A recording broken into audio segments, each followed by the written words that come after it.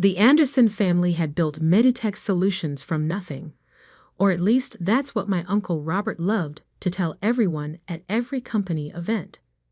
Standing at the podium in his perfectly tailored suit, he'd recount how he and my father had started in their garage, two brothers with a dream of revolutionizing medical technology. What he never mentioned was that it was my father, James Anderson, who had been the true innovator, the genius behind the patents that built our empire. And he certainly never mentioned how he'd maneuvered to take control after my father's accident 10 years ago. I'm David Anderson, and this is the story of how I spent 5 years secretly reclaiming my father's legacy, one patent at a time. David, are you even listening? Uncle Robert's voice cut through my thoughts. We were sitting in his corner office, 42 floors above Seattle's bustling tech district. These quarterly reports are unacceptable. R&D costs are through the roof, and we have nothing to show for it. I adjusted my glasses, a gesture that always made him think I was nervous. We're making progress, Uncle Robert. The new neural interface project is a waste of resources, he cut in, tossing the report onto his mahogany desk. The board meeting is next week. I need results, not promises. Or maybe it's time to admit that unlike your father, you didn't inherit the innovation gene. I bit back my response. If he only knew that the neural interface project was already complete, its patents quietly filed under my private holding company, just like the last 3 failed projects he killed. Perhaps you're right, I said, playing my part. Maybe I should focus on something smaller. He leaned back, satisfaction crossing his face. I've been saying that for years. You're not your father, David. The sooner you accept that, the better. I gathered my papers and stood to leave.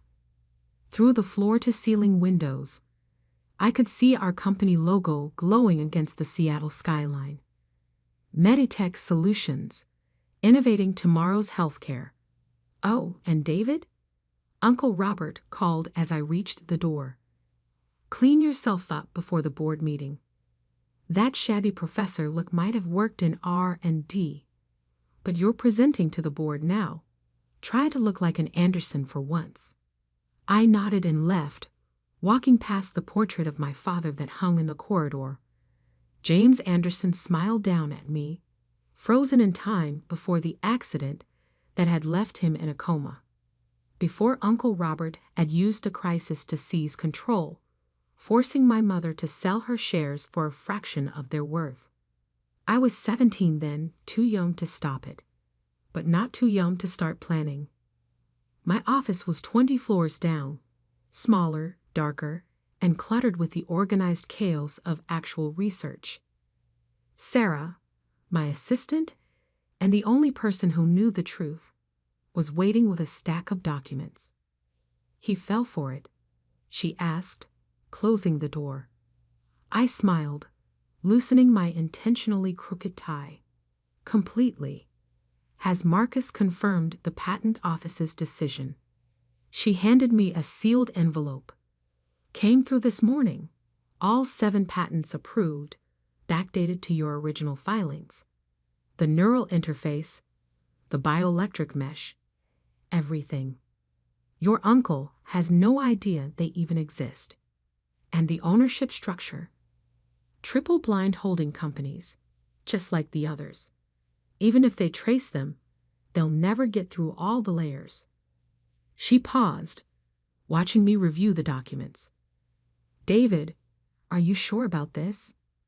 Once you reveal everything at the board meeting. I touched the photograph on my desk, my father and me in his lab, both of us grinning over some shared discovery. He tried to erase my father from his own company, Sarah. Used a family tragedy to steal everything we built.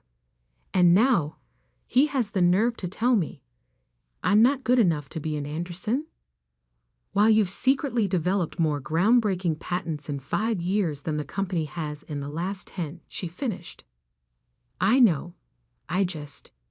Be careful. Men like your uncle don't lose gracefully.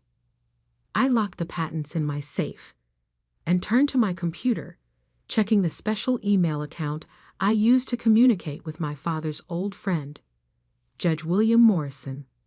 The reply I'd been waiting for had finally arrived. Medical proxy transfer approved. You now have full legal authority regarding your father's care. Another piece falling into place. Uncle Robert had arranged for my father's care at a private facility, maintaining control over both his medical decisions and his remaining patents. He'd never expected me to spend years building relationships with the hospital board, documenting every neglectful decision, every missed treatment opportunity. Sarah was still watching me, concern evident in her expression. What aren't you telling me? The doctors say there's a new treatment, experimental, using technology based on Dad's original research. Research that Uncle Robert buried because it wasn't immediately profitable. I met her gaze. There's a chance it could help him wake up. My God, she whispered. Does your uncle know? He will.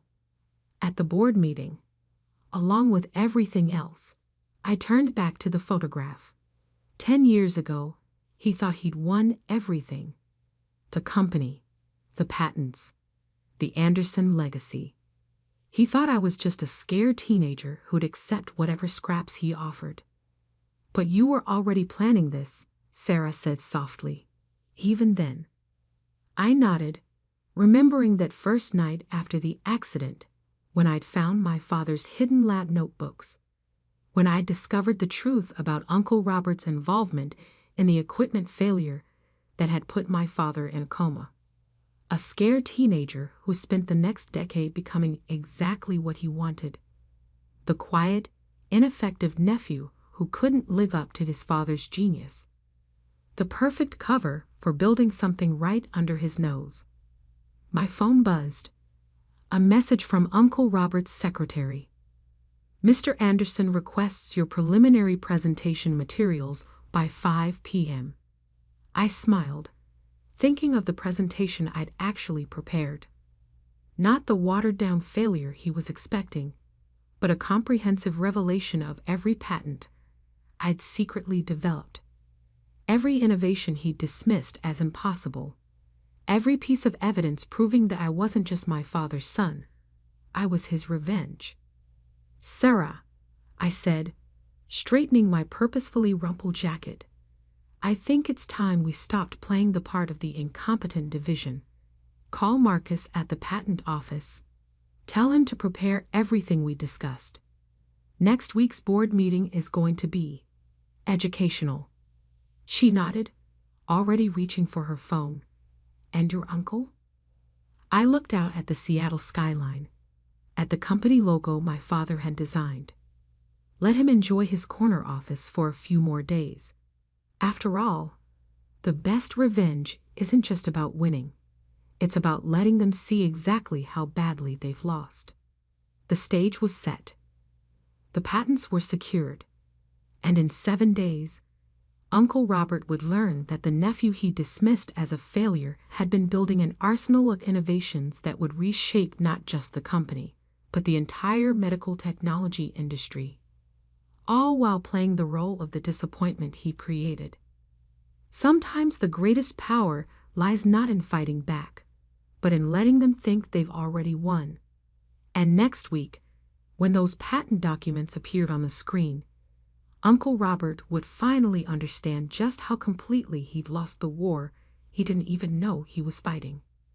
The week before the board meeting passed in a blur of careful preparation. Uncle Robert, confident in his control, had no idea that every dismissive comment, every condescending gesture, was being meticulously documented. Each interaction another nail in the coffin of his carefully constructed lies. Your presentation materials are a joke, he declared, tossing my intentionally flawed preliminary report across his desk. Basic research any first-year intern could produce. Is this really the best you can do? I adjusted my glasses nervously, a gesture I'd practiced until it became second nature. I can revise it. Don't bother. He turned to stare out his window at the Seattle skyline. I've already asked Dr. Phillips to prepare a backup presentation. At least he understands what real innovation looks like. Dr. Phillips, the same researcher who had helped Uncle Robert sabotage my father's lab equipment 10 years ago. I'd found the evidence in encrypted emails, carefully preserved on backup servers that Robert thought he'd wiped clean. Of course, I mumbled, gathering the scattered papers. Whatever you think is best. His voice stopped me at the door. You know, David, maybe it's time you considered a different career path. Your father, he'd understand. Not everyone inherits the genius gene. I turned, letting him see exactly what he expected. Defeat, resignation, the familiar shame of a son who couldn't measure up. Maybe you're right. Back in my office, Sarah was waiting with the real presentation materials. Everything's ready, she said, closing the door. Marcus confirmed that all patent registrations are now publicly searchable. The timing will be perfect. I unlocked my safe and pulled out a thick folder labeled Project Legacy. Every innovation I'd developed over the past 5 years, each one building on my father's original research. The neural interface that could revolutionize prosthetic limbs. The bioelectric mesh that could regenerate damaged nerve tissue. And most importantly, the therapeutic protocol that could help patients like my father emerge from long-term comas. The hospital board voted this morning, Sarah continued. They've approved the transfer of your father's care to the new facility. Everything's in place for the treatment to begin next week. I nodded, thinking of the private medical center I'd secretly helped fund, staffed by doctors who'd worked with my father before the accident. Has Uncle Robert noticed any of the preparations?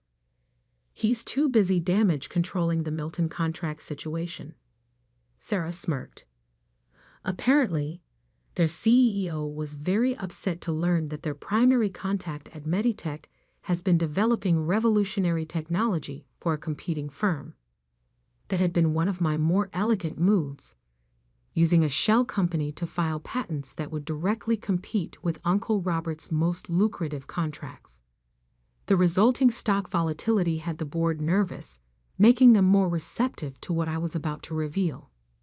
David? Sarah's voice softened. There's something else you should see. She handed me a manila envelope. Inside was a police report from 10 years ago, the official investigation into my father's accident. Most of it I'd seen before, but one detail caught my eye. A witness statement that had been mysteriously deleted from the digital records. Where did you find this? Your father's old secretary finally agreed to talk. She kept a hard copy, afraid of what your uncle might do if he knew. Sarah pointed to a highlighted section. Read this part. The statement described unusual activity in the lab the night before the accident. Someone accessing the equipment after hours, making unauthorized modifications. The witness had reported it to Robert Anderson, who assured her he would handle it personally. The next day, my father was found unconscious in his lab, the victim of an unexplained equipment malfunction. We already knew he was responsible, I said quietly. Yes, but this is proof. Official documentation that he was warned about potential tampering and did nothing. Sarah met my gaze. This isn't just about patents anymore, David. This is criminal negligence at best, attempted murder at worst. I carefully resealed the envelope. Have copies sent to every board member's private email, timed to arrive during my presentation. The next few days passed in careful orchestration. I made sure to appear distracted and unprepared whenever Uncle Robert was watching. I fumbled equipment during demonstrations, stuttered through progress reports, played the part of the failing son so perfectly that he actually began to feel sorry for me. "I've been thinking," he said during our final pre-board meeting. "Maybe we could find you a position in corporate communications, something less technical." "That's very kind," I replied, letting my voice shake slightly. "But I'd like to try presenting my research first. One last time." He sighed paternally. "If you insist, just try not to embarrass yourself too badly, for your father's sake." The morning of the board meeting, I arrived early to find Sarah already in my office, practically vibrating with nervous energy. "Marcus called," she reported. "The patent office just published everything. Full documentation, complete ownership trails, all of it." She paused. "There's no going back after this." I walked to my window, looking down at the city awakening below. Somewhere out there, in a private medical facility, my father lay waiting for the treatment that could bring him back to us. The treatment his own brother had dismissed as impossible. "Did you know," I said quietly, "that the night before the accident, Dad told me he was planning to remove Uncle Robert from the company.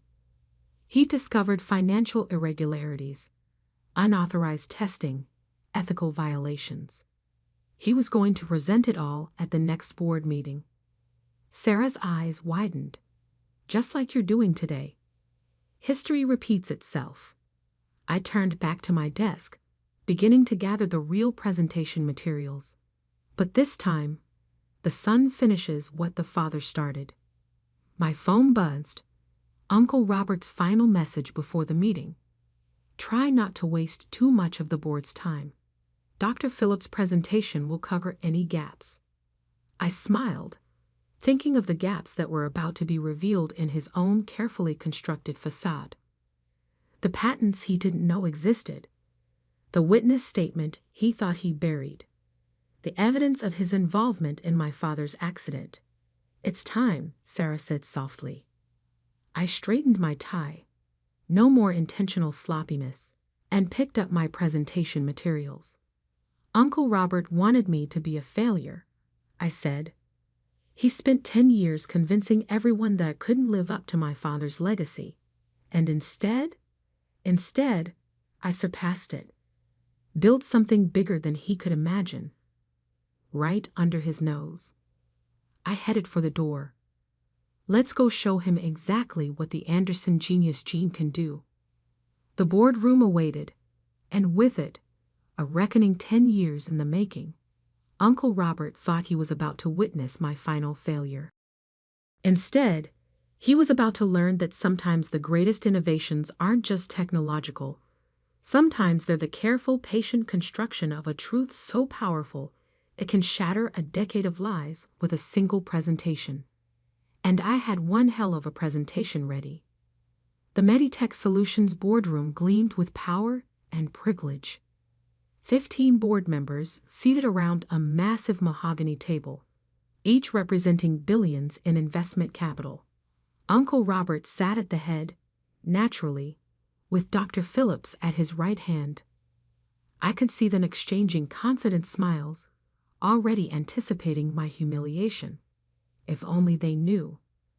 "Let's begin," Uncle Robert announced, his voice carrying that familiar note of condescension. "David has prepared a presentation on his recent research activities. Try to be patient." A few board members chuckled politely. I stood, connecting my laptop to the room's display system. Sarah sat in the corner, recording everything as planned. "Thank you, Uncle Robert," I said, my voice steady. No more nervous adjustments of my glasses. No more practiced stumbling. I'd like to discuss the future of medical technology, specifically in neural interfaces and regenerative medicine. We've been through this, Robert interrupted. Your preliminary reports showed no viable. Those weren't my real reports, I said quietly. The room went still. Those were what I wanted you to see. Just like you've spent 10 years seeing exactly what you wanted to see. A failure. A disappointment. A son who couldn't match his father's genius. I clicked to the first slide.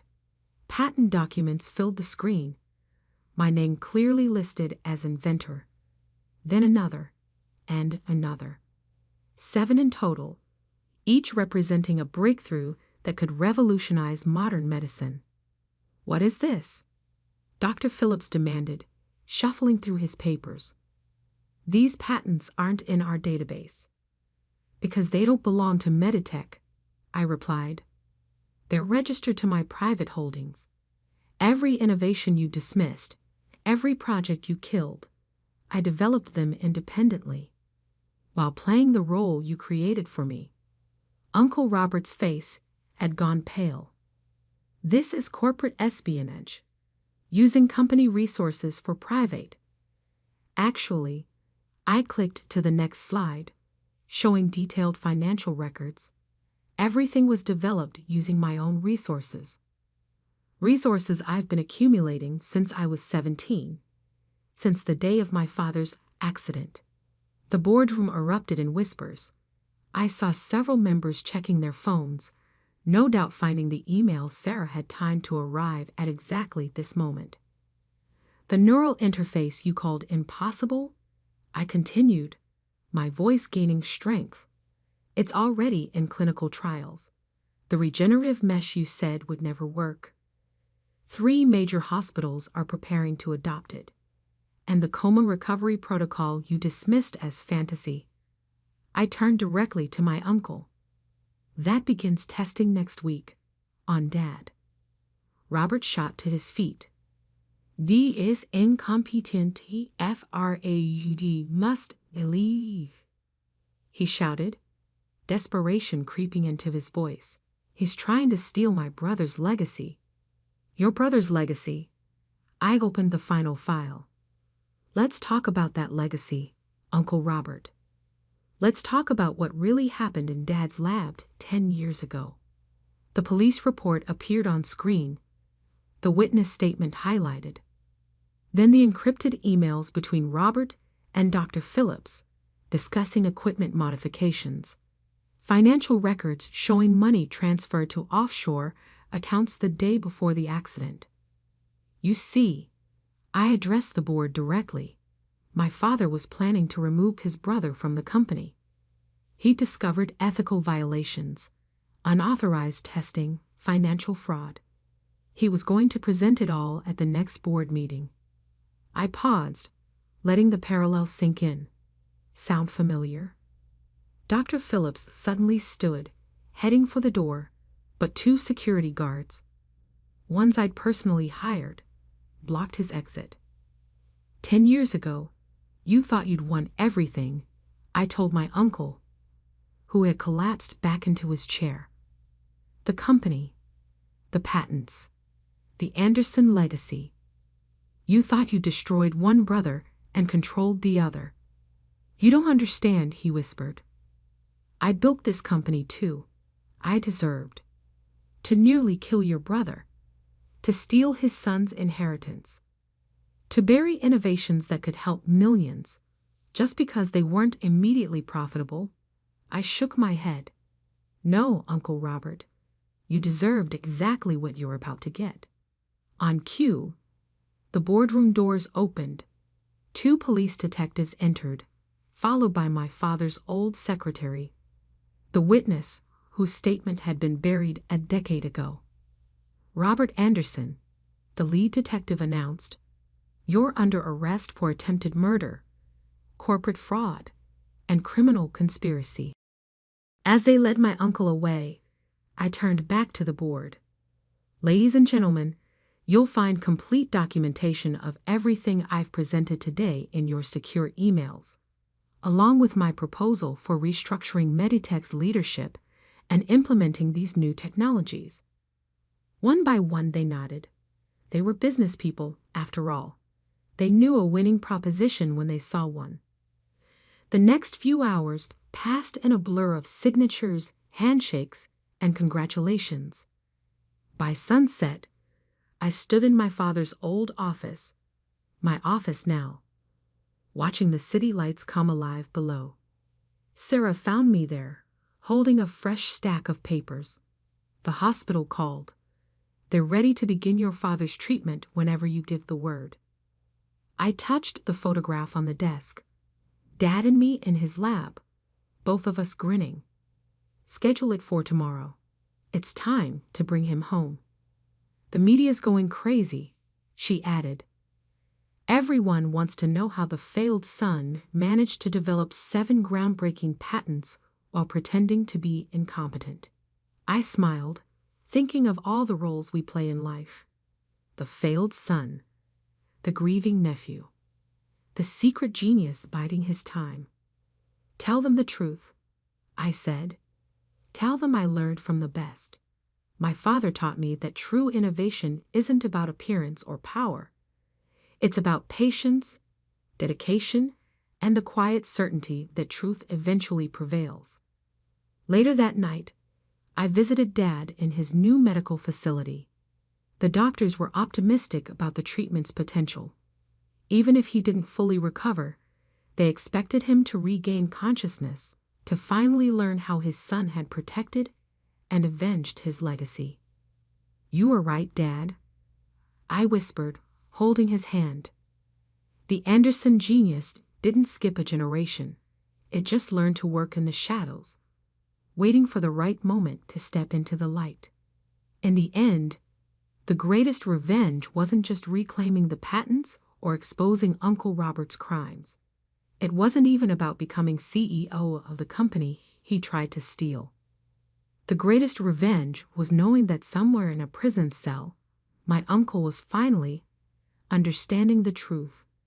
He'd spent 10 years mentoring his own destruction, teaching me exactly how to play the role of the failure while building something far greater than he could imagine. And that was the most innovative thing of all, because sometimes the quietest revolutions are the ones that change everything. Sometimes the greatest power lies not in what you show the world, but in what you keep hidden until exactly the right moment. Just ask Uncle Robert. He has plenty of time to think about it now.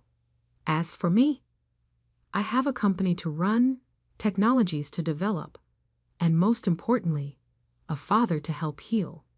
After all, that's the true Anderson legacy, not power or patents or profit, but the relentless pursuit of innovations that can make the world better. One quiet revolution at a time.